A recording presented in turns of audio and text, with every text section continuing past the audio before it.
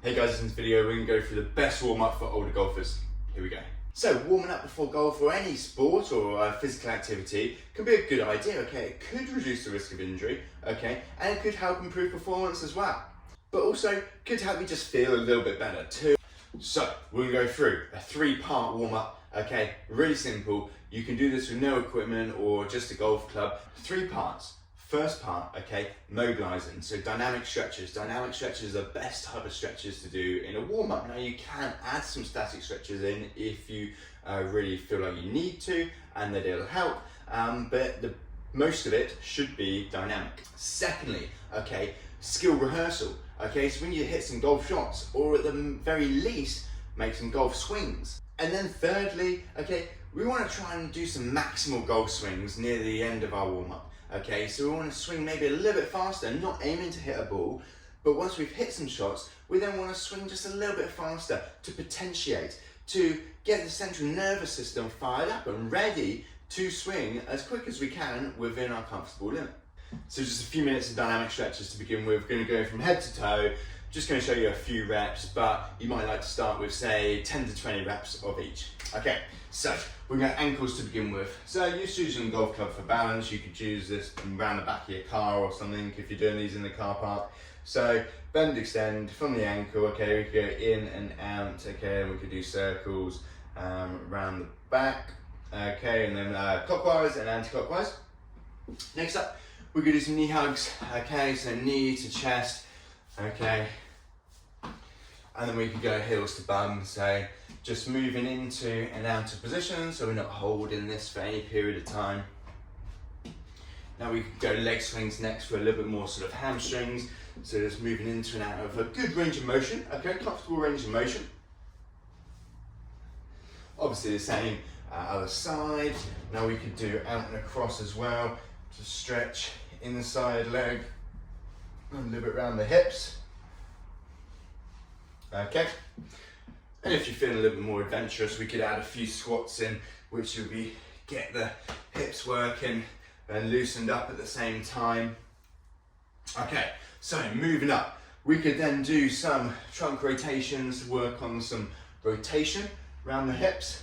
Okay, so working on this internal rotation, coming up onto the toe, working on that sort of good follow through position as if I'm right-handed, then if I'm left-handed.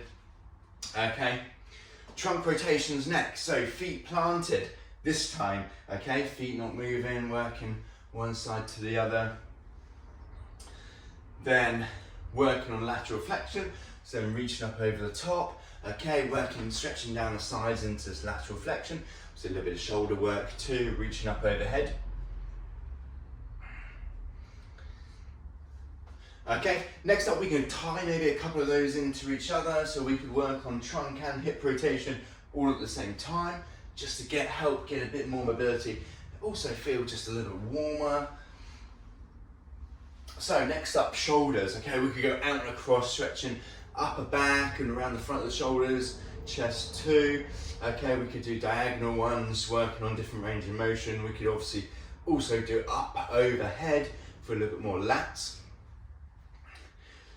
Then elbows, bend, extend, okay, rotation around the forearms, so pronation, supination, we could flex, extend, okay, radial on a deviation, and then circles as well, using all of the above, okay, and then neck, ear to shoulder, chin down, chin up, chin down, chin up, look left, look right, look right, okay, from ankles all the way up to neck, okay.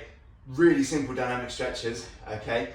Aim for maybe 10 to 20 reps of each to begin with, or at least more reps of maybe the more important ones. Maybe we don't have to do 20 of the neck ones or ankle ones each, okay? It might add a little bit more time to it, but a warm-up should also be specific to you. So if you know there's a particular area you struggle with, then that's where maybe you might want to do a couple of exercises with and a couple more reps of. So next up is hitting golf shots, okay? So skill rehearsal. Now obviously if you can do some putting and chipping as well, then fantastic, but also hitting some golf shots, or at the very least if you can't, then making some golf swings as a kind of slight version of skill rehearsal.